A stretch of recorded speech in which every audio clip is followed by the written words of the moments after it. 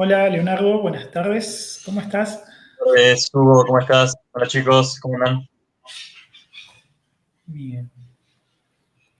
Bueno, te voy a preguntar lo mismo que le pregunté a los demás. ¿Pudiste ver la clase que toca hoy? La arranqué ayer, no la pude terminar. Vi los primeros 20 minutos y me tuve que ir. Bueno, bueno, pero algo es algo. Por lo menos si tenés eso, con eso podemos arrancar. ¿eh? Bueno. Bueno. Les agradezco a todos que hayan prendido las cámaras. Hoy todos me encendieron la camarita. Qué lindo, así les veo las caras. Aunque sea una vez. Sí, sí. No, no va a ser así. Va a seguir siendo así. Bueno, me alegro. Yo sé que por ahí es una cuestión también de intimidad, o sea, hay muchas cuestiones, ¿no? Por ahí están en su casa ustedes y no quieren mostrarse, ¿no? O las chicas que no quieren vestirse, maquillarse para la clase. Me parece bien, lógico, ¿no? Que no quieran mostrarse, pero bueno, que sea una vez así les veo las caras, sí. Yo sinceramente, Hugo, como tenía la pantalla compartida, Mm. pensé que no nos veías. Por eso es que tampoco la tenía activada. Eso es en A mí Google me Meet. pasaba lo mismo. Eso es en Google Meet, pero en esta herramienta sí, yo puedo verlos a todos. Yo de hecho los estoy viendo a todos juntos. Cuando son así poquitos los puedo ver a todos a la vez, y eso está bueno. Es casi como si estuviéramos en un aula. Falta poquito, ¿viste? Muy bueno, muy bueno. Esperemos que falte poquito.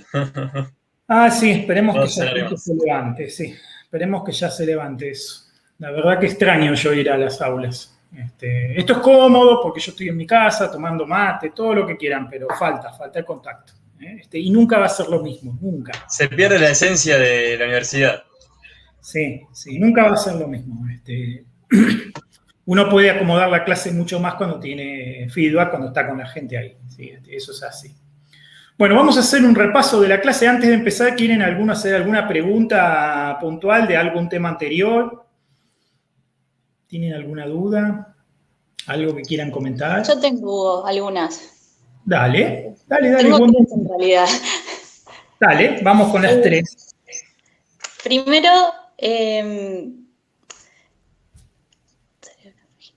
con el tiempo de las páginas, ¿viste lo del comportamiento, lo de los programitas o scripts? Sí, sí, Que pueden cambiar la estructura HTML, sí, tanto los estilos, dándole dinamismo. sí, exacto. Estos scripts, o como se digan, por ejemplo, JavaScript es un lenguaje que pertenece a scripts. Bien, es buena la pregunta. El scripting en general, o sea, la elaboración, la traducción al castellano sería como libreto o guión, ¿sí? Sería la traducción al castellano de la palabra script. ¿Ah?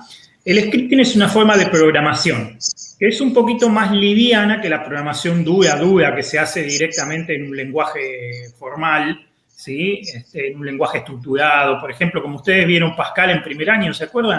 Es una programación dura. Bueno, el scripting es como una programación un poquito más livianita, ¿sí? Son programitas que son interpretados, no son compilados, y que son rápidos de cargar y rápidos de ejecutar. Y en general tienden a ser pequeños, no son grandes, no hay scripts inmensos, ¿sí? Esa es la diferencia entre un scripting y una programación. O sea que vamos a decir que scripting es una forma de programación. JavaScript es un lenguaje para programar scripting, ¿sí? O sea, es un lenguaje que se utiliza para hacer programitas de tipo scripting. Aunque es un lenguaje muy potente y bien se podría usar para hacer cualquier programa. No es obligatorio que sea para hacer scripting. Pero la idea cuando se creó el tema del LibScript, que fue la primera versión, que la hizo Netscape en su momento, ¿ah? Cuando se hizo la primera versión, digamos, la idea era que fuera algo sencillito, ¿sí? Después fue evolucionando.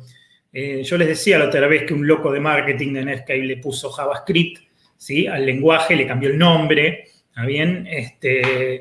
Como estrategia de marketing le salió muy bien, porque todo el mundo lo conoce así ahora, a pesar de que está mal, porque Java es un lenguaje de programación orientado a objetos, ¿sí? Es otro tipo de lenguaje que tiene poco en común con JavaScript. Tiene algunas cuestiones comunes de sintaxis porque los dos heredan del lenguaje C, ¿sí? Que es en realidad uno de los más antiguos, y tanto Java como como JavaScript heredan del lenguaje C. Entonces hay algunas construcciones que se parecen, pero el nombre JavaScript confunde a toda la humanidad, ¿sí? Porque todo el mundo relaciona JavaScript con Java, ¿sí? Y eso está mal, porque no hay una relación directa. Más que esa herencia común que tienen los dos. Los dos heredaron de C, C++, ¿sí? Pero bueno, a tu pregunta, JavaScript es un lenguaje con el que se pueden escribir scripts, que son programas cortitos, que sí pueden ser ejecutados desde el navegador y que sí pueden, gracias a algo que se elaboró mucho después, que se llama DOM, ¿sí? Document Object Model, o modelo de documento en objetos, ¿sí? Que es algo que se estandarizó mucho después. Lo que permite es que con un juego de primitivas, de instrucciones que se pueden ejecutar en JavaScript, se puede modificar, como dijiste vos, la estructura del documento, el contenido del documento, el estilo, ¿sí? Y hasta generar cosas dinámicamente, que cosas aparezcan, desaparezcan, que se muevan, que cambien de lugar, ¿sí? Por eso es que es muy interesante. Como por ejemplo, cuando pasas el mouse y una imagen no se agranda o una tabla la haces dinámica, todo eso se hace con JavaScript. Exactamente, muy bien, exactamente, ¿sí? O sea, lo que se hace es capturar eventos, ¿sí? O sea, se conectan funcioncitas al DOM y se le dice, bueno, si ocurre tal evento, ejecuta tal funcioncita. Esa es la forma. Entonces, uno conecta una función que uno programó en JavaScript a un evento. Entonces, cuando ese evento ocurre, la función se ejecuta sola. Por eso es que es tan potente. Por ejemplo, un evento podría ser que alguien apretó un botón, un evento podría ser que pasaste por arriba de algo, un evento podría ser que apretaste una tecla, ¿sí? Incluso hay eventos que se repiten periódicamente en el tiempo. O sea, si vos querés, podés hacer que una cosa se ejecute periódicamente, qué sé yo, una vez por segundo, por ejemplo. Entonces es muy fácil, por ejemplo, programar un relojito en JavaScript que muestre la hora y una vez por segundo se actualice. Entonces una vez por segundo, perdón, se actualice y podés ver la hora, ¿sí? Y una pregunta, por ejemplo, se me vino a la mente, que vos pones el horario todos los días y pones, o sea, los días que hay y los horarios, ¿eso lo programás también? Se puede programar, exactamente. Una agenda, sí, sería una agenda. Después, eran 3 preguntas. Ahora, bueno, la segunda. Vamos a hacer. ¿Viste el servicio de nombres o DNS? Sí. Bueno, bien. Se registran las direcciones IP de las máquinas y bueno, con un nombre es mucho más fácil para nosotros para recordar que el número de la IP. Correcto. Y después, bueno, se jerarquiza y por un lado, bueno, tenemos, por ejemplo, el .com, que puede ser el tipo de la organización, y por ejemplo el .ar, el tipo del país. Sí. Y hace, no sé, 1 año y medio creo más o menos, había visto una página que se llama nick.ar, que vos podés, el dominio, en vez de ser .com.ar, sería .ar. Y no sé en qué se diferencia, por ejemplo, que sea solo el país y el tipo de la organización que no esté. Está muy, muy buena la pregunta. ¿Qué ocurre con eso? Bueno, como el DNS es una organización, no existe nadie que sea el dueño del DNS, ¿sí? Es una organización distribuida, como muchas cosas en Internet, que es algo que muchas veces la gente se olvida, ¿sí? El correo electrónico no es de Google, ni de Microsoft, ni de nadie. El correo electrónico es el correo electrónico. Con el DNS pasa lo mismo. No es de nadie. El DNS no es de nadie y es de todos. Es un servicio distribuido. ¿Está bien? Entonces, los servidores raíz, que son los servidores, yo les contaba la otra vez, que es donde nace la jerarquía, son 13 servidores que están en distintos lugares del mundo. O sea, que ni siquiera hay un país que lo controle, ¿sí? O sea, hay uno en Estados Unidos, hay otro en Europa, hay otro en China, ¿sí? No sé si no hay uno por acá cerca, en Brasil, no sé bien dónde está, pero sé que hay uno por acá, por Sudamérica también. O sea, hay muchos servidores de nombre que manejan el dominio raíz, ¿sí? Que es a donde todos los servidores DNS del mundo van a preguntar para empezar a preguntar un nombre, ¿sí? O sea, cuando yo digo, bueno, quiero ir a www.google.com, ¿sí? Tengo que ir al servidor raíz a preguntarle dónde está com, ¿sí? El dominio com. Bueno, después tenemos el primer nivel. Después de la raíz está el primer nivel, o el nivel de arriba que se le dice también, el TLD, el top level. ¿Ah? Y ahí es donde está el com, ahí donde está el edu, ahí es donde está el org, ¿sí? Hay varios. Y hace poco se empezó a permitir nombres libres ahí arriba, o sea que alguien puede poner un nombre cualquiera ahí arriba, ¿sí? No tiene la obligación de que sea uno de esos clásicos. Después, cómo se organiza es una cuestión de jerarquías, o sea, de ordenamiento, y hay distintos criterios de ordenamiento y conviven los criterios. Entonces, por ejemplo, clásicamente, bajo la sigla com o en el dominio com, se sitúan todas las páginas con fines comerciales, de ahí viene el com es de comercial, ¿sí? Todas las páginas con fines comerciales se sitúan en el com. Todas las páginas de organizaciones no gubernamentales se sitúan bajo el org, ¿sí? Y las páginas de educación bajo el edu, ¿sí? Y ahora, por ejemplo, también hay muchos otros, como el dominio TV o el dominio tour, ¿sí? Turismo o televisión.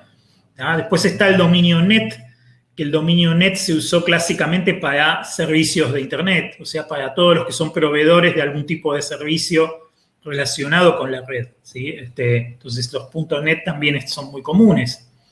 Pero a su vez, independientemente de esto, también se ha organizado una jerarquía por países, o sea, cada país tiene un TLD con su identificación. ¿Ah? Por eso Argentina tiene un TLD que se llama AR, ¿sí? Brasil tiene un TLD que se llama BR, ¿ah? España tiene un TLD que se llama ES, ¿sí? Y después, cada país lo organiza como quiere a eso. O sea, cada país tiene la libertad de ordenarlo como se le antoje. Muchos países respetaron el mismo ordenamiento que hay arriba, por eso es que hay un COMAR, como Argentina hizo eso, ¿no? Respetó el ordenamiento de arriba, entonces por eso hay un COMAR, un EDUAR, un TURAR, un MILAR, ¿sí? Bueno, todos los dominios que provee, que están debajo del AR, ¿sí? Los maneja NIC Argentina. Esa página donde vos entraste, la página de NIC Argentina, ¿sí? NIC Argentina es el encargado de administrar ese TLD, el TLD AR, y todas las cosas que hay adentro del TLD AR. ¿Está bien? Entonces, vos lo que pasó con Google hace poco fue interesante, Hugo. Ah, sí, lo vieron, sí. No sabe bien qué pasó. Para mí, alguno en Google se olvidó de renovar el dominio y bueno, le pasa a los mejores, ¿qué va a hacer? La compró por 220 pesos, una cosa así, dentro de la página. Que al dominio lo compró por 220 pesos, una cosa así. En realidad el pago ese es un pago simbólico que se hace para evitar la ciberocupación, ¿no? Eso es lo que dicen, por lo menos, ¿sí? O sea, antes era completamente gratuito, o sea, vos podías registrarte. De hecho, los primeros años de esta materia yo les hacía registrar un dominio en la práctica a los chicos, cada uno un dominio, para que tuvieran para ellos. Después no lo pudimos hacer más porque como es de pago ya no, ¿tá? Pero digamos que eso es para evitar la ciberocupación. Había gente que se dedicaba a registrar nombres, así, a lo loco, en forma serial, esperando a ver si encontraban a alguien que les pague por ellos, ¿sí? ¿Y el chico puede llegar a sacar algún beneficio de tener el dominio de Google? Nah, para mí fue una travesura que hizo, ¿sí? Por ahí pensaba que Google iba a pagar algo, pero olvídate, ¿sí? Seguramente alguno se olvidó de pagar, de renovar el dominio en Google, pero te avisa, NIC Argentina te avisa un mes antes, te dice, mirá que tu dominio se vence, y sos una empresa de internet, dejate jugar que no vas a llevar cuenta de eso. Pero bueno, algún problema hubo que se olvidaron de renovar el dominio, se venció, y cuando se vence la máquina automáticamente lo pone como disponible. Entonces este chico lo vio y dijo, la mía, y lo compró. Pero pienso que como una travesura, ¿sí? Nada más, no por maldad, ¿sí? Como para decir, miren lo que hice, se hace famoso ahora, ¿viste? Se viraliza y todo el mundo sabe quién es. Capaz que ese es el beneficio que obtiene, no mucho más que eso, porque obviamente algún pegordo de Google llamó a NIC Argentina y le arreglaron el problema en 5 minutos, ¿sí? Sí, ni hablar. O sea, se imaginan que eso no.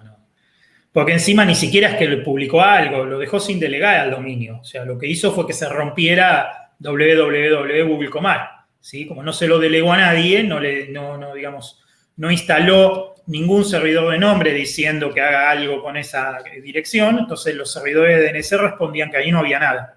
¿Sí? ¿Qué significa delegar a alguien algo de eso, Hugo? Y delegar es la transferencia que se hace del dominio más alto al dominio más bajo. ¿Sí? ¿sí? Cuando vos cuando entras a Nick Argentina, lo que vos haces es registrarse un dominio a tu nombre y ellos llevan cuenta de eso, de quién es cada nombre, ¿está bien? Y después le tenés que decir técnicamente quién es tu servidor de nombres, o sea, quién es el que va a llevar la lista tuya. Yo, no sé, registro mi dominio, no sé, Pirulo Comar, ¿sí? Entonces, si yo soy el dueño de Pirulo Comar, yo le tengo que decir a Nick Argentina dónde están los DNS que saben cómo llegar a las cosas de Pirulo Comar. ¿Está bien? Porque no es que Nick Argentina lleva esa información. Lo único que registra Nick Argentina es dónde está el servidor de nombre de Pirulo Comar. Para informarle a cualquiera que viene preguntando, ¿sí? A cualquier servidor de nombre que viene preguntando a dónde ir a buscar a Pirulo, ¿sí? Nada más. Y ahí se termina. Por eso es distribuido. Por eso es tan potente. No es que hay un único lugar donde están todos los nombres guardados, ¿sí? Sino que están guardados en partecitas. Entonces, el chico que compró, que reservó, digamos, el dominio de Google porque aprovechó que se había quedado libre, ¿sí? Lo compró pero no lo delegó. En ningún momento le dijo a Nick Argentina, bueno, ahora anda a este servidor de nombres para que atienda esto, ¿sí? Entonces, cuando alguien preguntaba durante ese tiempo que estuvo cortado, alguien preguntaba de Google Comar, contestaba el servidor de nombre, no hay, no existe, no está por ningún lado, ¿no? Y eso es lo que pasaba durante esas horas, ¿sí? Google Comar decía, este dominio no existe, ¿sí? Curioso, ¿no? Pero claro, después lo arreglaron enseguida, lo llamaron, alguno llamó ahí por teléfono y chau, a los 2 minutos estaba arreglado de vuelta, ¿sí?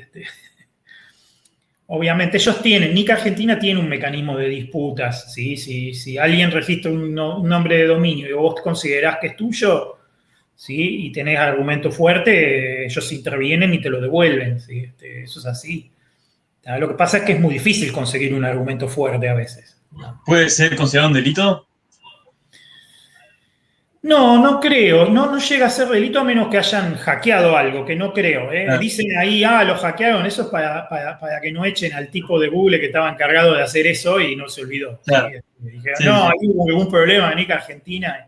El dominio vencía en julio, no vencía ahora. ¿Sí? Claro, eso es muy probable y sea una tapadera para que alguno no pierda trabajo. ¿Sí? Lo más probable. Sí. Pero bueno, no importa, ya está. Si no se quedan sin laburo, ya te digo, un tipo ahí se queda sin trabajo. ¿Te imaginas la pérdida que puede significar para Google eso? Es muy fuerte, ¿viste? Así que bueno, la diferencia ¿cuál es? Es con quién te vas a conectar para reservar tu dominio. Si vos querés reservar un dominio del com, ¿sí? Es el dominio com, está gobernado por empresas privadas que los venden, ¿sí? Entonces vos entrás, pagás X dólares y te reservan un dominio, ¿sí? El com es así, todos los de arriba son así. En cambio, los de los países están gobernados por los gobiernos de los países. El de Argentina está gobernado por Argentina. Si vos te querés sacar, no sé, un dominio en España, y bueno, te tenés que conectar con el que sea Nick en España y preguntarle a él qué condiciones tiene que cumplir.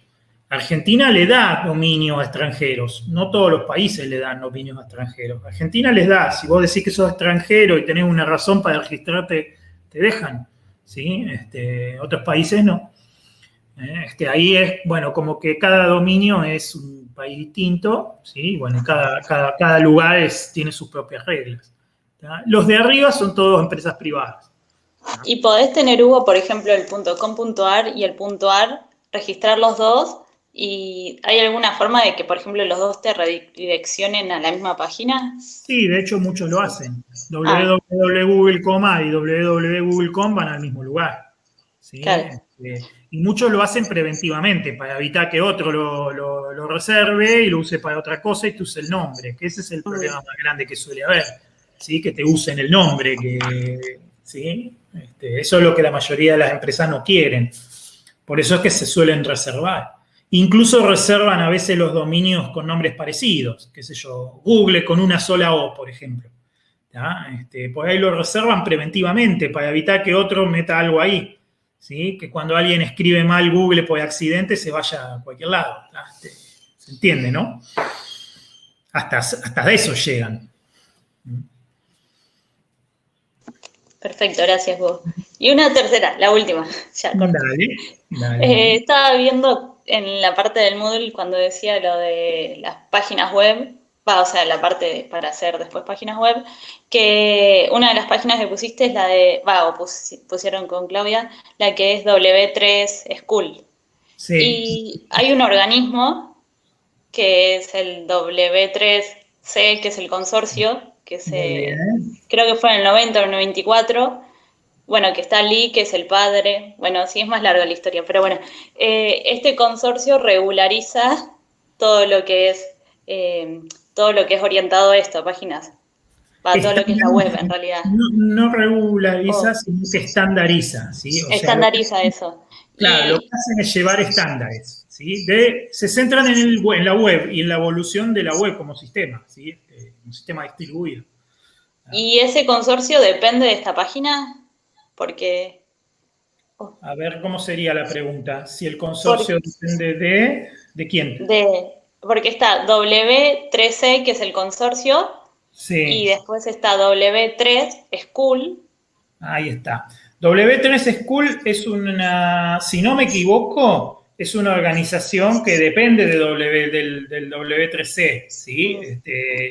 Y que justamente se dedica a enseñar, por eso se llama School, pues se dedica a enseñar en forma práctica la aplicación de los estándares que se van haciendo, ¿sí? Es una muy buena fuente, ¿sí? Después del estándar mismo, es una de las mejores fuentes que tenés para ir a buscar conocimiento, ¿sí?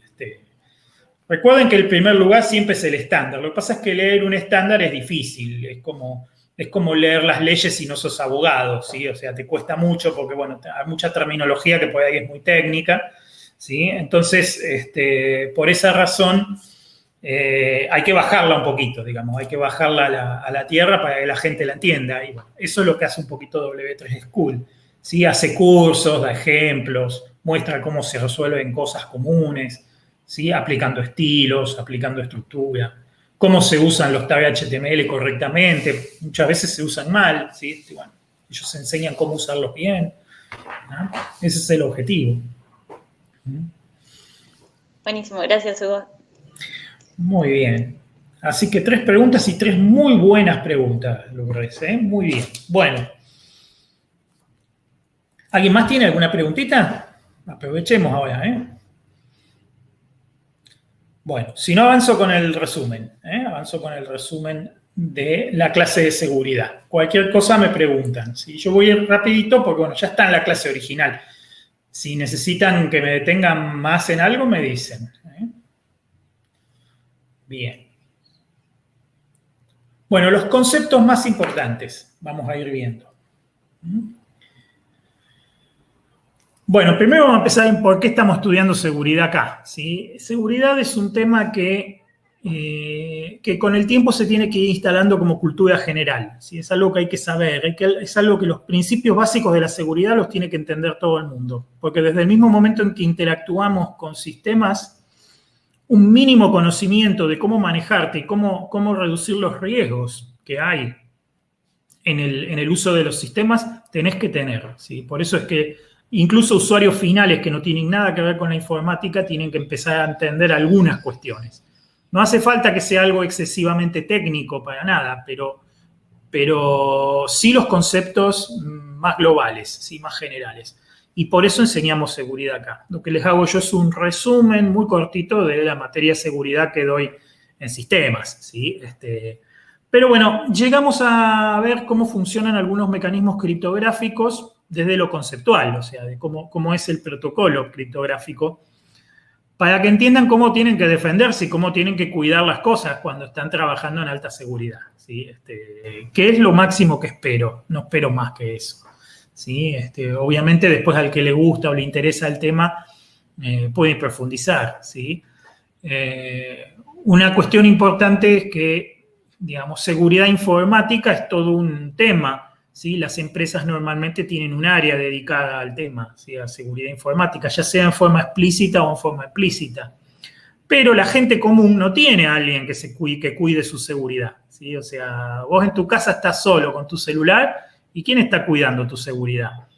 Nadie, ¿no es cierto? Entonces, esa seguridad es cuidada implícitamente por el software, o sea, se toman medidas desde el software para tratar de reducirte los riesgos que vos corres al estar expuesto a una república, ¿sí?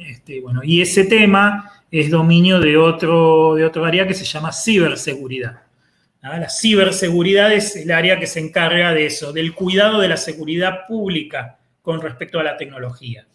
¿Sí? O sea, es un tema de ciberseguridad si, por ejemplo, un programa que se usa mucho tiene una falla seria, ¿sí? Que puede causar que se haga mucho daño con ella, y bueno, eso es tema de la ciberseguridad.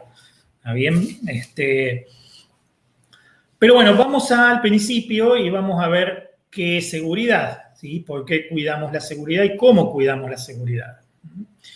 Bueno, si buscamos en el diccionario, seguridad es cualidad de seguro. O sea, se dice que hay seguridad cuando algo está seguro, ¿sí? Y cuando buscamos seguro, ¿sí? Se lee libre y exento de todo peligro o daño.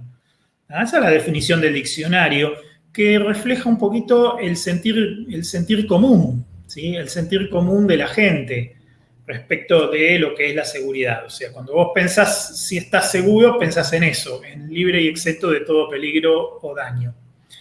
Pero en la práctica, esa definición no se puede usar para trabajar, porque es utópica.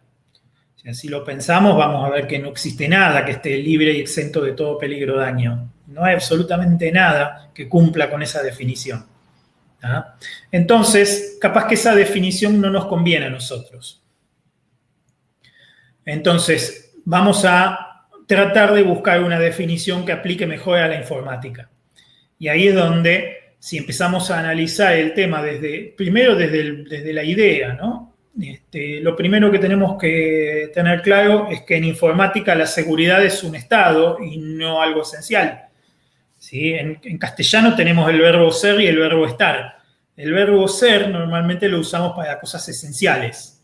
Cuando vos decís que sos algo, estás haciendo referencia a algo que te define, que si sacáramos eso ya no serías vos. ¿Sí? En cambio, cuando vos decís que estás en determinado estado o que estás haciendo algo o que estás, ¿sí? Cuando decís que estás refiriéndote a algo temporal, estás refiriendo a algo que va a cambiar y que no te va a cambiar a vos. ¿Sí? Yo puedo decir, por ejemplo, estoy cansado. ¿Sí? El cansancio no me define. Quiere decir que trabajé mucho y que necesito descansar y que cuando descanse ya no voy a estar más cansado, porque voy a seguir siendo yo. ¿Sí? En cambio, cuando yo digo yo soy humano, ¿sí? Me estoy refiriendo a una característica que si no estuviera más, ya no sería yo. ¿Sí? Si dejara de ser humano, ya no sería yo, ¿sí? Sería otra cosa. ¿Está bien? Esa es la distinción entre esencia y estado. ¿Sí? Una cosa es esencial cuando te define, cuando si sacás eso ya es otra cosa. ¿Sí? Mientras que algo es estado cuando estás temporalmente ahí. Y en informática, en los sistemas informáticos, la seguridad es un estado. ¿Qué quiere decir eso? Que los sistemas están seguros, no son seguros. ¿Sí? Y esto es muy, muy importante entenderlo porque significa que si es un estado hay que mantenerlo. Debe ser mantenido ese estado. Si uno no toma ninguna medida, uno se puede salir de ese estado y deja de estar seguro. ¿Está bien? Eso es lo importante en sistemas. Entonces, un sistema que se diseña teniendo en cuenta la seguridad, es un sistema que después es mucho más fácil de mantener seguro que un sistema que se diseñó sin pensar en la seguridad y después se le desea incorporar la seguridad. Cuando pasa eso, cuando se le desea incorporar la seguridad después, es mucho más difícil de meter la seguridad y mucho más difícil de sostenerla después también. ¿Ah? Por eso es importante, desde el punto de vista de quien hace sistemas, tener en cuenta la seguridad desde el vamos. Ustedes se pueden preguntar por qué no se tiene en cuenta la seguridad desde el vamos, porque la seguridad es un aspecto que normalmente requiere mucho cuidado, y mucho cuidado implica mucho tiempo, y generalmente la gente que está diseñando sistemas siempre está apurada, como el conejo de Alicia en el País de las Maravillas. No se sabe ni por qué, pero siempre están todos apurados. ¿Está bien? Entonces, ¿qué hacen? Empiezan a descuidar las cosas que les hacen perder mucho tiempo. Y la seguridad suele ser una de ellas, por eso la descuidan. Dicen, no, salgamos fácil y después le agregamos, y eso es un peligro, ¿sí? Fíjense ustedes que si están apurados yo les dejo que implementen, que diseñen todo, ¿sí? Que pierdan un poco más de tiempo en el diseño, diseñen todo e implementen, dejen sin implementar una parte de la seguridad si quieren, pero que ya esté diseñada, ¿sí? Después se implementa más tarde. Hasta ahí les dejo. ¿Por qué? Porque les dejo siempre y cuando haya un compromiso real de que lo vayan a implementar, no de que quede así para siempre, ¿no? Pero no es lo mismo implementar algo que fue diseñado que pretender meter algo en un lugar donde no se tuvo nunca en cuenta ni en el diseño, ¿sí? Es el coche que vino con el accesorio de fábrica o el coche al que le metimos el accesorio después, ¿sí? Nunca queda bien el accesorio que se le mete después al coche, ¿sí? Con esto pasa lo mismo, ¿tá? Entonces, eso es lo que hay que negociar cuidadosamente cuando se diseñan sistemas, ¿no? O sea, hay que pelearse con el gerente que siempre quiere todo para ayer para que no estorbe a la hora de diseñar la seguridad de un sistema. ¿Por qué? Porque sale carísimo después, ¿sí? Uno omite la seguridad y después es terrible, ¿no? ¿Qué pasa? Es más difícil de mantener. Bien, ahora que se entiende que la seguridad debe ser mantenida, entonces vamos a ver qué es la seguridad y cómo la podemos definir. Y la definición que usamos nosotros es una definición donde la seguridad es un equilibrio de 4 conceptos, ¿tá? Que son los conceptos de integridad, confidencialidad, disponibilidad e irrefutabilidad, que son 4 cosas que tenemos que ir entendiendo una por una, ¿tá? Integridad es una característica que hace que las cosas que están contenidas en un sistema, la información y las cosas materiales también, ¿sí? Se pueden preservar en el tiempo, o sea, no se van a destruir, no se van a desarmar, no se van a corromper. Y además, cuando son alteradas, solamente son alteradas por vías autorizadas. Eso quiere decir que si algo se puede cambiar en el sistema, ese cambio tiene que estar autorizado formalmente de alguna manera. Y si no, no debería poderse hacer ese cambio. ¿Ah? Eso es lo que dice que el sistema guarda integridad. ¿Ah? La confidencialidad tiene que ver con la revelación de información. O sea, ¿qué información revela el sistema? El sistema solamente revela información, ¿sí?, a quien está autorizado a recibir esa información. Eso es confidencialidad. ¿Ah? Fíjense que acá no nos metemos con la política. O sea, nosotros no decidimos quién está autorizado y quién no. Nosotros, desde el sistema, solamente nos aseguramos que se cumpla la política. O sea, si hay alguien que está autorizado, ese puede. Si hay alguien que no está autorizado, ese no puede. Nosotros no decidimos quién es el que puede o el que no puede. Eso normalmente se decide desde la política de uso del sistema.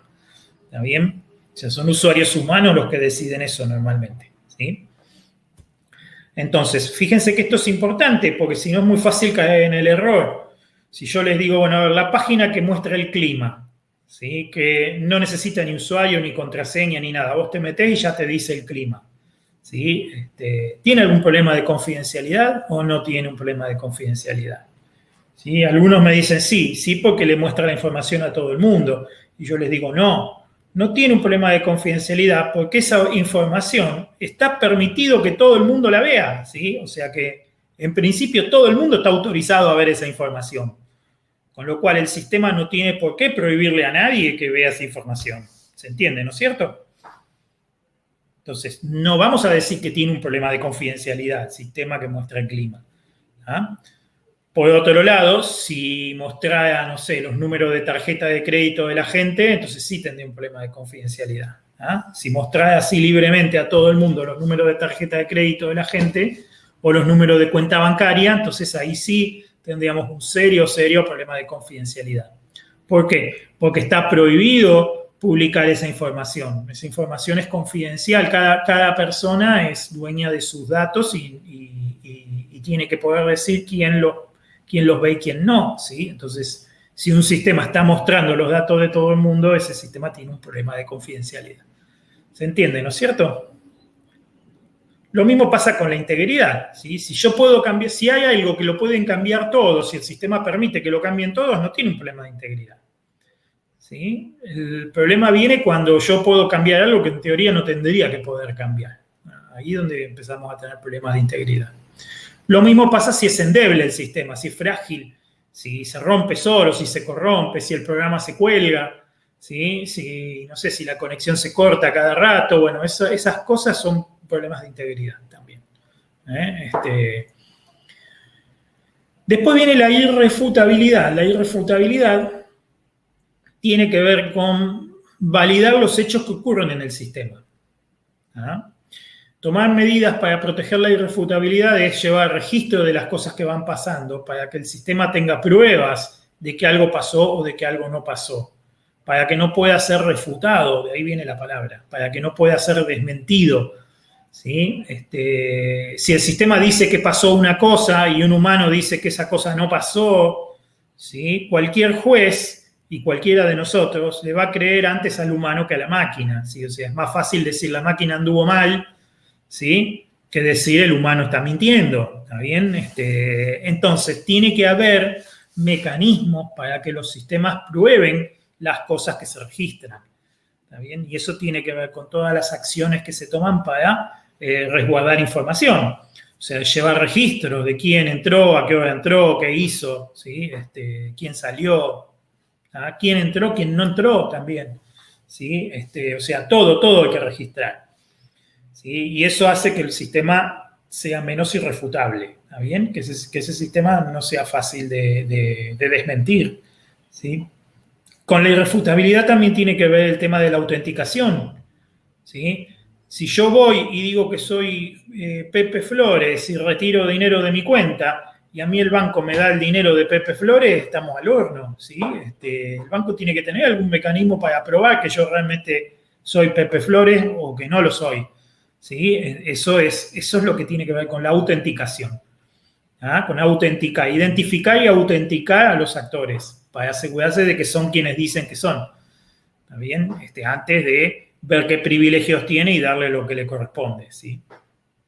Y finalmente tenemos la disponibilidad, que es el contrapeso de los otros tres conceptos. La disponibilidad es la que dice que si un usuario o un actor está autorizado a hacer algo, lo tiene que poder hacer, ¿sí? A un costo razonable, a un costo que no sea excesivo, ¿sí? Y esto tiene que ver con evitar el exceso de medidas de seguridad. ¿Qué pasa si yo pongo demasiadas medidas de seguridad? Si pongo demasiadas medidas de seguridad, obstruyo, ¿sí? No permito que la gente pueda hacer lo que tiene derecho a hacer. Y eso que hace, eso hace que la gente se ponga en mi contra, ¿sí? Los usuarios humanos terminan bypassando la seguridad o terminan boicoteando la seguridad si la seguridad obstruye su trabajo. Y esto es así y siempre va a ser así. Con lo cual, las medidas de seguridad excesivamente aplicadas terminan reduciendo la seguridad, ¿sí? Reducen la seguridad del sistema. ¿Tá? Esto es curioso y difícil de entender para quien viene del mundo de las tecnologías y que la seguridad es todo, ¿sí? O sea, siempre quieren poner todo con el nivel más alto de seguridad. Pero un nivel de seguridad demasiado alto les causa eso, hace que la cosa se vuelva menos segura, ¿sí? O sea, más seguro termina siendo menos seguro, ¿sí? Por eso decimos que la seguridad es un equilibrio, ¿sí? Cuando yo tomo una medida de seguridad para favorecer la integridad, la confidencialidad o la irrefutabilidad, tengo que ver hasta qué punto no perjudico la disponibilidad. Si perjudico demasiado la disponibilidad, entonces debería considerar si esa medida es adecuada o no, ¿sí? ¿Se entiende, no es cierto? ¿Alguna duda, alguna pregunta hasta acá? Bien, muy bien. Clarísimo, Hugo, hasta ahora. Buenísimo, genial. Perfecto. Bueno, es muy de película, Hugo, que empresas contraten hackers para mejorar la seguridad de su empresa, de sus sistemas. No es de película, ocurre. Las auditorías externas y los pentests son para eso, ¿sí? Son un mecanismo para probar. Lo que pasa con eso es que depende cómo lo utilices, puede actuar en tu favor o puede actuar en tu contra.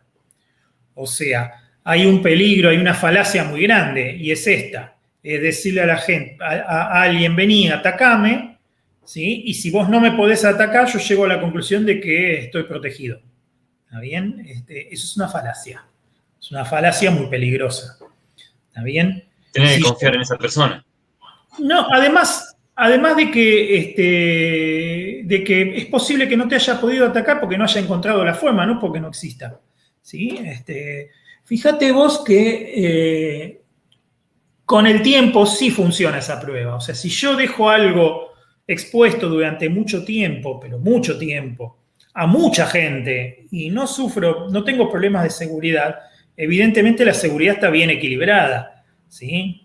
Pero esa prueba de tiempo es una cosa, y otra es que yo contrate a alguien para que me ataque, y si esa persona no me puede atacar, me quede tranquilo que estoy seguro, ¿sí? Ahí hay un problema. Yo tengo que tener mi seguridad bien diseñada, y después, si quiero, la puedo probar. O sea, una vez que tengo bien diseñada la seguridad, yo contrato a uno para ver si puede entrar, o para que me hagan una auditoría desde afuera, a ver si me dejé alguna puerta abierta, ¿está bien? Eso es válido. Eso es válido, pero no debo basar mi seguridad en eso. ¿Sí? Mi seguridad ya tiene que estar planificada de antes y después se prueba con eso. Es como cuando yo les digo a ustedes, no estudien de parciales viejos, estudien de los prácticos. Pruébense con los parciales viejos si quieren. A ver si los pueden resolver, quiere decir que han estudiado bien. Pero si estudian de parciales viejos, están cometiendo un error. ¿Ah? ¿Por qué? Porque están poniendo energía nada más que en los puntos donde los prueban. ¿Sí? Y si en algún momento los puntos donde los prueban cambian, ya está, sonaron, ¿sí? Se entiende, ¿no es cierto? En cambio, sí, si ustedes preparan bien la base, no importa cómo los prueben, de hecho. Si están bien preparados, independientemente de la prueba, tienen que pasar bien, ¿sí? Y si están bien preparados y no pasan la prueba, hay algún problema muy serio con la prueba, que a veces pasa también. ¿Sí? No sería la primera vez. Así que, bueno, tu pregunta no es de película, ¿sí? Lo que sí es de película es que la gente se mete en todos lados como si fuera su casa. Eso sí es de película. ¿No? Las películas te ponen que se meten en los satélites y que sacan fotos de cualquier lado y que se meten en las cámaras de todo el mundo. Bueno, eso sí es de película. No es tan fácil eso. ¿Sí? Bueno, vamos a ver algunas ideologías que hay sobre la seguridad, ¿sí? Algunas formas de pensar la seguridad o paradigmas de seguridad, ¿sí? Un concepto muy interesante es el de seguridad por oscuridad, ¿sí? La seguridad por oscuridad es una forma de pensar la seguridad donde consideramos que las cosas están seguras cuando están ocultas, ¿sí? O sea, si yo oculto algo, lo considero seguro porque está oculto, ¿sí? Esto es una forma de pensar que es muy común, ¿sí? Donde digo, bueno, si yo mantengo algo en secreto, entonces ese algo está seguro, no corre peligro. ¿Está bien? Y el problema de la seguridad por oscuridad es que tiene fecha de vencimiento, porque con el tiempo todo se llega a conocer, ¿sí? O sea, la probabilidad de que un secreto quede como secreto va bajando rápidamente conforme pasa el tiempo. O sea, que tarde o temprano las cosas se llegan a saber. ¿Sí? Entonces, si uno basa demasiado su seguridad en el ocultamiento, entonces está exponiéndose a ese riesgo de que en algún momento eso que tiene oculto se sepa y sonaste. ¿Está bien? No es una buena forma de mantenerse seguro usar solo la seguridad por oscuridad. Es esto de voy a la playa y cierro el auto y pongo la llave abajo del guardabarro, que muchos lo hacen. ¿Sí? La llave del coche abajo del guardabarro y me voy a bañar. Si yo hago eso una vez, no pasa nada, pero si yo hago eso sistemáticamente, es cuestión de tiempo que en algún momento alguien se dé cuenta que hago eso y me termine robando algo del auto. ¿Se entiende, no es cierto? Si lo hago todos los días, aumenta mucho la probabilidad de que en algún momento alguien me vea y ya está, sonaste. ¿Se entiende, no es cierto? Entonces, ahí está. La seguridad por oscuridad sirve para plazos cortos determinados porque tiene vencimiento. ¿Sí? En épocas de guerra, por ejemplo, los secretos militares o los secretos de estrategia, ¿sí? Se guardan, se ocultan, pero tienen vencimiento. ¿Sí? Por ejemplo, el día, la hora y el lugar en el que se va a producir un ataque se puede guardar en secreto. Pero después que se produjo el ataque, ya no importa. ¿Sí? Ya puede salir en los libros de historia eso, no importa, ¿sí? Ya no es más secreto. ¿Tá? Eso es un secreto que tiene fecha de vencimiento. ¿Tá? Y mientras esté bien medido que el secreto se pueda guardar hasta que llegue ese día, entonces no hay problema ahí con los secretos. ¿Ah? Pero no puedo ocultar algo para siempre. Si mi seguridad se basa en que estoy ocultando algo para siempre, hay un error. ¿Ah? ¿Se entiende, no es cierto? Bien, ¿y qué es lo que sí funciona para siempre? Bueno, lo que funciona para siempre es lo opuesto. Lo que funciona en el largo plazo es justo al revés, es lo que se llama seguridad por exposición. ¿Sí? La seguridad por exposición es una forma de pensar la seguridad donde yo hago al revés, donde, como decía Leonardo hoy, yo muestro esto y se lo dejo ver a todo el mundo y le digo a la gente, bueno, busquen a ver si hay alguna falla acá. ¿Ah? Si encuentran alguna falla, me dicen. Entonces yo voy mejorando todas las fallas a medida que me van diciendo, uy, acá tenés un error, acá tenés un problema, acá hay otro. Yo voy mejorando, ¿sí?, el sistema de seguridad y con el tiempo ese sistema se vuelve muy fuerte. ¿Ah? Eso es seguridad por exposición. Es la seguridad que se obtiene, por ejemplo, del código abierto, ¿sí? Cuando en vez de uno esconder el código fuente de su programa, lo publica y la gente lo puede ver, es más rápido encontrar y resolver errores. ¿Sí? ¿Se entiende, no es cierto? Sí. Y con esto pasa igual. ¿Sí? Imagínense ustedes, por ejemplo, una cerradura como la que usan en la puerta de su casa, la cerradura de la llave de 2 paletas, ¿sí? Común, muy común. ¿Ah? No es un secreto cómo funciona. ¿Sí? Buscan en internet, hay planos por todos lados de cómo funciona la cerradura. De hecho, el cerrajero sabe cómo funciona la cerradura y eso es muy importante que sea así, porque si ustedes se quedan afuera de su casa y llaman al cerrajero, ¿qué va a hacer el cerrajero? Bueno, el cerrajero sabe dónde hacer un agujerito en el lugar exacto donde tiene que hacer un pequeño agujerito en la cerradura para inutilizar el pestillo para poderla abrir. ¿Está bien? Sin hacer mucho daño. ¿Está bien? Eso se sabe, eso lo puede hacer cualquiera. ¿Está bien? ¿En dónde se basa la seguridad de la cerradura? La seguridad de la cerradura se basa en la combinación de la paleta.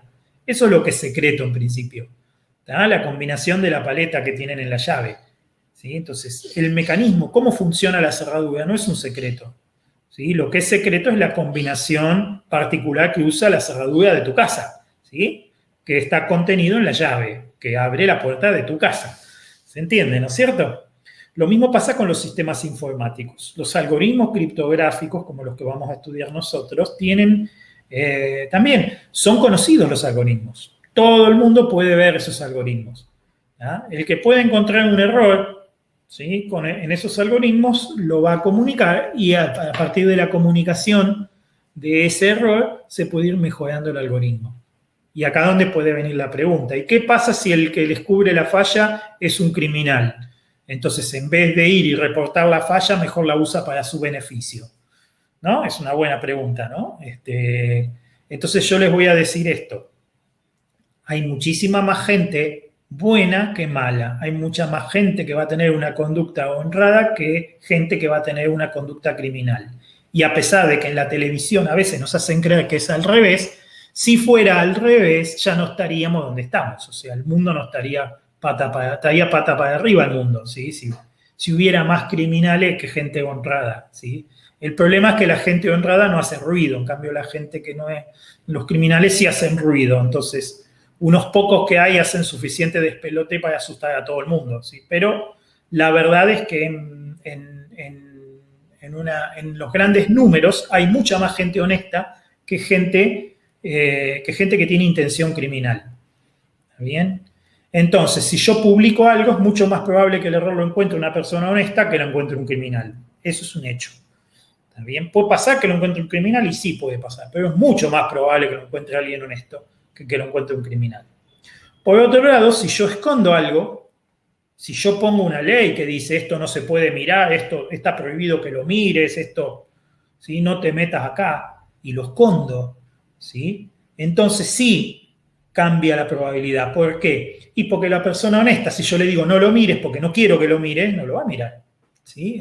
¿Por qué va a hacer eso? Si yo le estoy pidiendo que no y la persona es honesta, no se va a meter a mirar lo que le dije yo que no quiero que mire. ¿Se entiende, no? Entonces esa persona no lo va a mirar y por lo tanto nunca va a descubrir nada. ¿Quién es más probable que lo descubra entonces? Aquel a quien no le importa que yo le haya dicho que no lo mire y lo mire igual. y ese sí es más probable que tenga una intención criminal. Entonces, por yo dejar las cosas escondidas y sentirme más seguro porque las cosas están escondidas, aumento el riesgo de que lo vea y descubra un error a alguien que no tiene una buena intención. Y el que no tiene una buena intención, en vez de venirme a decir a mí, va y vende ese conocimiento en algún lado. ¿Se entiende, no es cierto? ¿Se entiende, no? El principio, ¿cómo es? Sí. Y una pregunta, Hugo, ¿cómo haces para ocultar las cosas?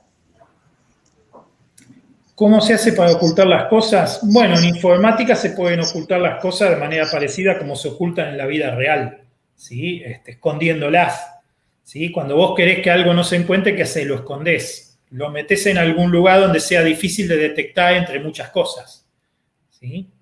Por ejemplo, tengo que esconder, no sé, una pelotita verde y la escondo en el jardín, donde todo es verde, ¿sí? Entonces la meto en algún lugar que solo yo sé y es muy difícil que alguien la encuentre porque todo el jardín es verde. Algo parecido se hace con los datos. Cuando yo tengo que esconder un dato, lo escondo en un espacio de datos muy grande, entonces es extremadamente difícil buscarlo, ¿sí? Hay que probar tantas combinaciones que una computadora podría estar siglos buscando y no encontrarlo. ¿Se entiende, no es cierto? Sí, gracias, Hugo. Así se oculta. Lo que pasa es, como te digo, ocultar es algo que hay que manejar con mucho cuidado, ¿sí? O sea, lo que se oculta tiene que ser mínimo y tiene que ser fácil de cambiar, tiene que ser desechable. Por ejemplo, una contraseña, es algo que vos ocultás, ¿sí? Porque es algo que prueba tu identidad, pero tiene que ser algo que sea fácil de cambiar en el caso de que sea comprometida. En el caso de que alguien se entere de tu contraseña, la contraseña está comprometida, entonces hay que cambiarla por otra. ¿Sí? ¿Se entiende, no? Bien, muy bien. Seguridad paranoica. Este es un tema para discutir. Hay mucha gente que la niega, ¿sí? Y los que la niegan generalmente son los que son paranoicos. La seguridad paranoica es la seguridad donde se asume que todo el mundo es malo, ¿sí? O sea, cuando uno planifica la seguridad en función de que todo el mundo es dañino, que todo el mundo te quiere atacar, de que si hay algún potencial problema, el problema va a estar, tipo Murphy, ¿sí? ¿Sí? Si algo se puede romper, se va a romper, si puede salir mal, va a salir mal. Bueno, cuando vos armás la seguridad pensando de esa forma, ¿sí? Construís sobre seguridad paranoica. El problema que tiene la seguridad paranoica es que es muy cara, ¿sí? Es carísimo porque tenés que gastar muchísimo para protegerte de todo, ¿sí? Y normalmente te distribuís tanto tu energía para protegerte de todo que te terminás protegiendo de nada. La seguridad paranoica suele ser una consecuencia de un mal análisis de seguridad, ¿sí? Como no sabes dónde está el peligro, te proteges de todo. No sabes por dónde va a venir la piña, entonces te tenés que proteger por todos lados. Pero al distribuir tu energía para protegerte de todos lados, no importa por dónde venga la piña, es probable que te pegue, ¿sí? ¿Se entiende, no es cierto? Si vos podés armar tu seguridad de una manera más equilibrada, vos podés saber dónde están los riesgos más grandes y poner tu energía ahí donde están los riesgos más grandes. Entonces tu seguridad va a ser muchísimo más eficiente. Va a funcionar mejor y vas a gastar menos energía protegiéndote. ¿Se entiende, no es cierto? Y finalmente este concepto de falsa seguridad, que también es muy importante, ¿sí? Que es la sensación de estar seguro sin tener un fundamento real, ¿sí? Lo opuesto a la paranoia, ¿sí? Es sentirte seguro sin que haya una razón real, probada de que estás realmente seguro, ¿sí? Muchas empresas que se dedican a la seguridad venden esto. Venden la sensación de seguridad, o sea, te hacen cosas para que te sientas seguro y no necesariamente es una seguridad real, es una seguridad aparente, pero que vos te quedás contento como usuario porque, bueno, te sentís seguro, ¿sí? Lo cierto es que la sensación de seguridad también es muy valiosa. Cuando uno hace seguridad es muy importante que haga sentir segura a las personas, pero también hay que brindar la seguridad real. ¿Sí? Brindar la seguridad, hacer sentir segura a la gente sin brindarle la seguridad real es una mala práctica, vamos a decir, es de chantas. ¿Sí? Vender humo. ¿Sí? Un ejemplo puede ser, ¿vieron esos candados que vienen para bicicletas o para motos? ¿Sí? Que parecen durísimos, que parecen que son unos cables durísimos que no se rompen con nada. ¿sí? Y sin embargo les pegás un golpe fuerte en la cerradura y saltan. Bueno, eso es un caso de falsa seguridad. ¿Ah? O sea, son cosas que parecen muy seguras, pero que no lo son. ¿Sí? Los ingenieros muchas veces cometemos el error de brindar buena seguridad, pero no hacer sentir segura a la gente. ¿Ah? Entonces, no sabemos, no tenemos herramientas para hacer sentir segura a la gente. Entonces, les damos la seguridad real, pero como no se sienten seguros, no aceptan la solución, no la quieren. ¿Sí? O prefieren irse con el otro, con el que le vende humo, pero se sienten más tranquilos, más conformes. ¿Ah? ¿Sí? Entonces, eso nos pasa mucho a los ingenieros, a los técnicos, ¿sí? A la gente que trabajamos más con máquinas nos pasan esas cosas. Si no somos cuidadosos, terminamos descuidando aquello que es muy, muy importante. Entonces, digamos que la actitud correcta es brindar seguridad real, pero no descuidar nunca la sensación de seguridad del usuario, ¿no? Para que no sea falsa seguridad, para que sea seguridad real y que la persona realmente se sienta segura. Porque hacer sentir seguro es un servicio también, ¿sí? Que se brinda. ¿Ah? Entonces, las personas buscan eso, buscan sentirse seguros, ¿sí? Lo que pasa es que está mal que uno les venda eso sin venderles una seguridad real atrás. ¿Ah? ¿Se entiende, no es cierto? Muy bien, estas palabritas vamos a definirlas también. Anótense las definiciones de estas palabritas que se usan mucho en seguridad informática y tienen una definición propia. ¿Ah? La primera es lo que se llama amenaza. Lo que se llama amenaza en seguridad informática es un camino posible por el cual se puede provocar un daño. ¿Ah? Cualquier cosa que se les ocurra que puede causar un daño es una amenaza. ¿Sí? Siempre. ¿Ah? Está bueno pensar en todas las posibles amenazas que hay, pero ojo, porque eso no significa que eso vaya a pasar. ¿Está bien? Por ejemplo, una amenaza. Una amenaza podría ser que venga un tsunami de 50 metros y se lleve la ciudad de Necochea. ¿Sí? Es una amenaza y no hay nada que lo evite. Si viniera un tsunami de 50 metros, ¿qué lo para? Nada. Entonces esta amenaza es... Ahora bien, ¿tenemos que estar preocupados por eso o no? Nadie está demasiado preocupado porque venga un tsunami de 50 metros. ¿Por qué? Porque es extremadamente poco probable que ocurra, porque estamos en una parte del mundo donde el océano es completamente abierto, donde no hay movimientos telúricos. Entonces, ¿cuál es la probabilidad de que llegue un tsunami acá? Es prácticamente nula, ¿sí? ¿Se entiende, no es cierto? Entonces, es amenaza, pero no es vulnerabilidad. ¿Ah? ¿Qué es la vulnerabilidad? La vulnerabilidad es la amenaza que no tiene una probabilidad despreciable de ocurrencia. ¿Está bien? El otro ejemplo que doy siempre es el de que nos caiga un avión en la cabeza. ¿Ah? Sí, es una amenaza, pero no es una vulnerabilidad. Nadie anda con armadura por la calle porque se le vaya a caer un avión en la cabeza. ¿Ah? ¿Por qué? Y porque es muy poco probable que pase. Si ni aviones pasan por acá. ¿Sí? ¿Cuál es la probabilidad de que nos pase eso? Extremadamente baja. ¿Ah? Entonces, no nos tenemos que fijar en las vulnerabilidades y no tanto en las amenazas.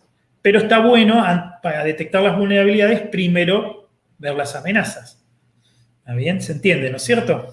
O sea, si uno piensa en todas las posibles amenazas, después las convierte en vulnerabilidad. O sea, va diciendo, a ver, ¿y esto puede pasar o no? Vamos a ser francos. ¿Pasa o no pasa? Bueno, si no tiene probabilidad de pasar, lo sacamos de la lista. ¿Tá? Quedan las vulnerabilidades nomás. Y aún así, cuando tenemos las vulnerabilidades, después tenemos que mirar también el impacto. Porque hay muchas cosas a las que somos muy vulnerables, pero que no nos preocupan tampoco. ¿Sí? ¿Qué sé yo? Que venga el viento y me despeine. ¿Sí? La amenaza está. La probabilidad también. O sea, acá en Necochea, que venga el viento y me despeine, no es poco probable. Al contrario, es muy probable que pase. ¿O no? ¿Ah? Pero tampoco es algo que me quite el sueño. ¿Por qué? Por el impacto. ¿Qué impacto tiene a mí en que me despeine? Muy poco. En mí en particular, hay gente que se preocupa más por su pelo, pero a mí no me preocupa mucho. ¿Sí? No es un impacto grande, no es algo que me genere una pérdida grande. ¿Ah? El otro ejemplo es ir por la ruta y pegarle a un bicho en el vidrio, ¿sí? Está bien que un bicho se pegue en el vidrio. ¿Cuál es la probabilidad de que ocurra ahí? Es altísima. ¿Sí? Si hacen unos cuantos kilómetros por la ruta, es prácticamente imposible que no se les pegue un bicho en el vidrio. Pero tampoco se hace mucho problema por eso. ¿Por qué? Porque el impacto es bajo. ¿Sí? Para ustedes, no para el bicho pobre. Vieron que el bicho pobrecito no da cuenta, pero para ustedes es bajo el impacto, ¿o no? Entonces, hay cosas que tienen una probabilidad elevada de ocurrencia, pero tienen un impacto tan bajo que tampoco nos preocupa. Y entonces llegamos a lo que realmente nos preocupa. Lo que realmente nos preocupa es el riesgo. ¿Sí? Y el riesgo se calcula como el producto del impacto por la probabilidad de ocurrencia. Cuando el impacto no es tan bajo y la probabilidad de ocurrencia tampoco es tan baja, ahí es donde prendemos la luz roja. Ahí es donde empiezan las alarmas. ¿Se entiende, no es cierto? Qué sé yo, que vaya por la calle y me atropelle un coche. ¿Sí? Ya no es despreciable. O sea, puede ocurrir. Pasan muchos autos por la calle, o sea que la probabilidad de ocurrencia no es nula. ¿Sí? No es despreciable. Y si me llega a pegar un auto, mínimo me va a tirar al piso, en el peor de los casos me puede matar. ¿Sí? Así que el impacto tampoco es despreciable. ¿Sí? Entonces ahí tenemos riesgo. Ahí es donde nos empezamos a preocupar y decir, bueno, acá estamos expuestos realmente. A este tema le tenemos que prestar atención. ¿Sí? Ahí es donde aparece realmente la atención que tenemos que darle. Y entonces llegamos a, bueno, tomaremos medidas. ¿Sí? Si nos encontramos con un riesgo, ¿qué hacemos? Tomamos medidas. ¿Y esas medidas para qué? ¿Qué objetivo tienen? Bueno, si el objetivo es reducir el riesgo, hay dos posibilidades. O reducimos la probabilidad de ocurrencia o reducimos el impacto. ¿Está bien? Por ejemplo, ¿qué hacemos nosotros al cruzar la calle? Miramos a ver que no venga ningún coche antes de meter la pata en la calle, ¿o no? ¿Por qué hacemos eso? Porque esa medida lo que hace es reducir la probabilidad de ocurrencia de que un auto nos golpee. ¿Se entiende, no es cierto? ¿Está bien? Los autos tienen paragolpes. ¿Para qué están los paragolpes en el auto? Para reducir el impacto del daño. Si llegamos a golpear el auto de adelante, ¿sí? Que no se rompa todo el auto, ni el nuestro ni el otro. ¿Sí? El paragolpes es una medida que se utiliza para reducir el impacto del daño. En caso de que se produzca el choque, que no haga tanto daño. ¿Se entiende, no es cierto? O sea que todas las medidas de seguridad o buscan una cosa o buscan la otra o buscan las dos. ¿Sí? Tanto reducir el impacto como bajar la probabilidad de ocurrencia. De hecho, ¿sí? Los enfoques de seguridad son tres, típicamente, ¿sí? Que son estos tres que yo les puse acá. O sea, las medidas de seguridad las podemos clasificar en tres grandes grupos. ¿Sí? Hay medidas que se llaman de precaución o precavidas, que buscan eliminar la amenaza por completo. O sea, lo primero que nos ponemos a pensar es cómo podemos hacer desaparecer esta amenaza, que no esté más. ¿Sí? ¿Cómo podemos tomar una medida definitiva que resuelva el problema para siempre? ¿Tá? Y esas son las medidas de precaución. ¿Tá? Las medidas de precaución son las mejores, son las más efectivas, pero tienen el problema de que suelen ser a largo plazo. O sea, normalmente la medida de precaución empieza a funcionar después de mucho tiempo, ¿tá? O toma mucho tiempo implementarla. Entonces, hasta que la medida de precaución funciona, ¿sí? Ocurren muchos problemas o se producen muchas pérdidas o muchos daños que tendríamos que poder evitar. Y para eso están los otros dos enfoques. El enfoque preventivo, ¿sí? También llamado proactivo, ¿sí? Es el enfoque que busca, como dice la palabra, prevenir, ¿sí? Es tomar medidas para reducir la probabilidad de ocurrencia o el impacto del daño de algo antes de que ocurra. ¿Ah? Muchísimas medidas preventivas tomamos nosotros cuando sabemos que estamos frente a un problema que no podemos resolver definitivamente, entonces prevenimos, ¿sí? Tomamos medidas preventivas. Una medida preventiva, por ejemplo, es contratar un seguro de incendio, de robo para la casa, ¿sí? Nosotros nos protegemos lo más que podemos de que nos entren a robar a la casa, pero puede pasar y lo sabemos. Entonces tomamos una medida preventiva que busca reducir el impacto del daño. En particular, el seguro busca reducir el impacto del daño, ¿sí? Poner rejas en las ventanas, que no está muy bueno, pero que funciona, reduce la probabilidad de que alguien entre, ¿sí? ¿Está bien? Contratar un seguro reduce el impacto del daño. Bueno, si me robaron, por lo menos que las pérdidas no sean tantas. ¿Está bien? Se entiende, ¿no es cierto? Seguro de incendio, lo mismo. ¿Sí? Seguro de incendio es muy importante. Si uno paga el seguro de incendio y siempre le parece que es una pavada, pero eso hasta que se incendia tu casa. El día que se incendie tu casa, el seguro de incendio hace la diferencia entre que tengas otra casa o no. Se entiende, ¿no es cierto? Son medidas preventivas. Y finalmente, no hay que descuidar las medidas de reacción. Las medidas de reacción son las que buscan reducir el impacto del daño cuando ya ocurrió el problema. ¿Sí? ¿Está bien? El matafuegos, por ejemplo, es una medida, el uso del matafuegos, porque el poner matafuegos es medida preventiva, ¿sí? Pero el usar el matafuego cuando ya se prendió fuego el edificio para salir y no morirte quemado adentro o ahogado, ¿sí? Eso es una medida de reacción, ¿sí? Llamar a los bomberos es una medida de reacción. No llama a los bomberos para que vengan a apagar el fuego para que no se incendie toda la cuadra, ¿sí? ¿Está bien? Entonces, esas son medidas para reducir el impacto del daño después de que ya ocurrió el problema, ¿sí? Un buen plan de seguridad tiene que tomar un riesgo y tiene que proponer medidas desde la prevención, desde la precaución y desde la reacción para reducir ese riesgo. Eso es un buen plan de seguridad. Un plan de seguridad donde primero se buscan todos los riesgos y se ordenan de mayor a menor, para ocuparse primero de los riesgos más grandes y después de los más chiquitos, ¿tá? Porque no es lo mismo cualquier riesgo, ¿sí? Los riesgos mayores son a los primeros que hay que prestar atención, ¿tá? Y después a los demás. Entonces, un buen plan de seguridad hace eso y después plantea un juego de medidas o una serie de medidas, ¿sí? Tanto desde el plano de la precaución como desde el plano de la prevención como desde el plano de la reacción para reducir, ¿sí?, el riesgo, ¿tá? Bien, ¿se entendió la idea?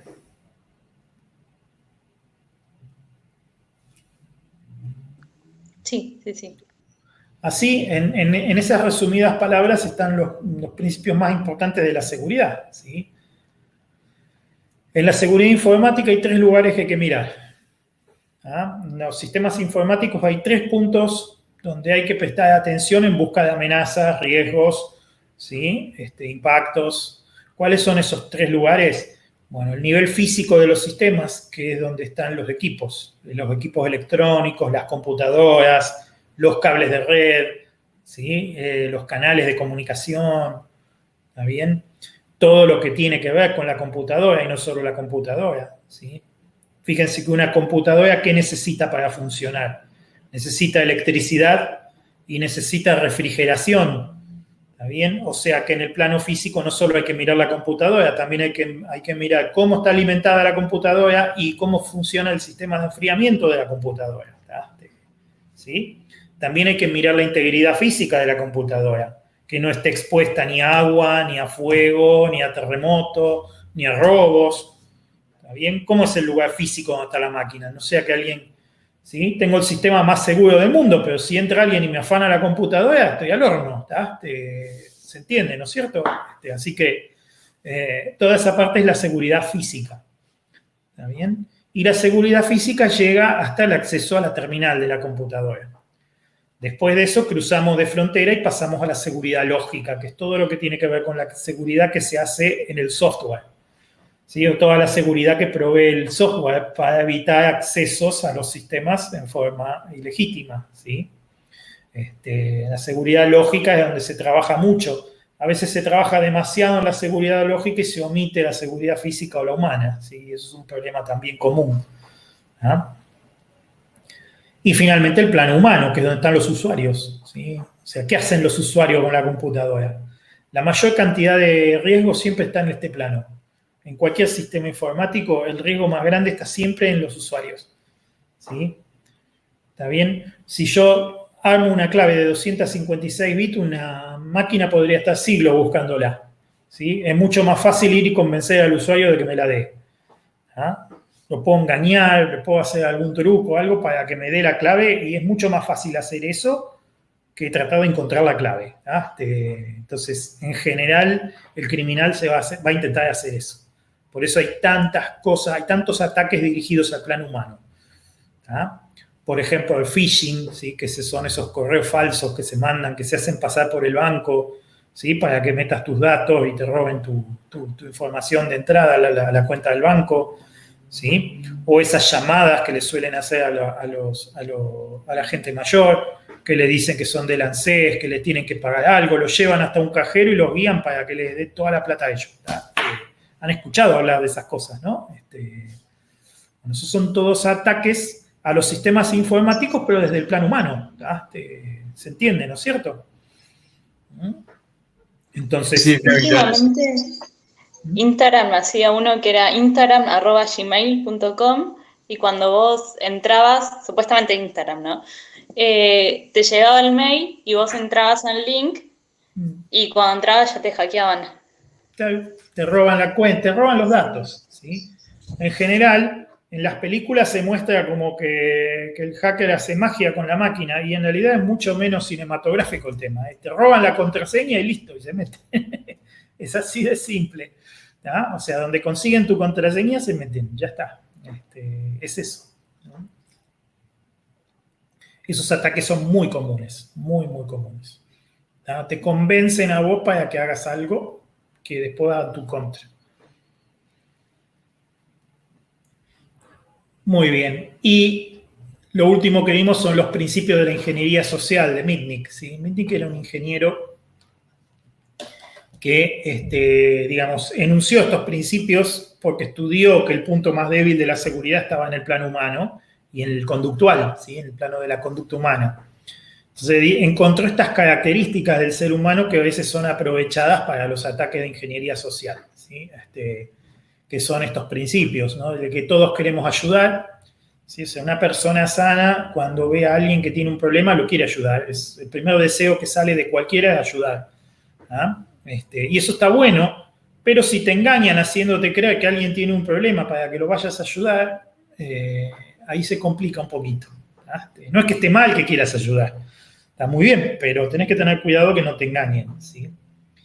El primer movimiento hacia un desconocido es de confianza. Esto también es así. O sea, un extraño, uno en principio, si no tiene por qué desconfiar, no desconfía, ¿sí? Uno empieza a desconfiar cuando el otro le da razones para desconfiar. Entonces ahí uno empieza a desconfiar. Así funciona la seguridad humana, ¿sí? Por eso, cuando uno es chiquito y todavía no sabe bien, no puede juzgar correctamente dónde hay motivos para desconfiar, es que las madres te dicen no hables con extraños, ¿sí? ¿Por qué una mamá le dice al hijo no hables con extraños? ¿Sí? ¿Por qué? Porque probablemente el hijo no tenga todavía desarrollado los mecanismos para detectar, ¿sí? Motivos para desconfiar. Entonces el nene confía, ¿bien? Por eso se le dice no hables con extraños. Eso está bien para los nenes, no está bien para los grandes, ¿sí? Los grandes sí tenemos que hablar con extraños. No nos queda otra, ¿sí? Pero es muy importante entenderlo, ¿sí? No nos gusta decir que no, pagar el costo político, eso también es algo, pero clásico, ¿no? Cuando te piden algo, vos tenés el instinto de otorgarlo si podés, ¿sí? Y decir que no por las dudas es una conducta en realidad neurótica, ¿sí? Lo mismo que es neurótica la conducta de desconfiar de todos, ¿sí? No son conductas sanas. ¿Ah? Bueno, la gente de sistema muchas veces dice que no por las dudas. Yo siempre se los observo porque no está bien decir que no por las dudas. Después nadie los quiere, ¿sí?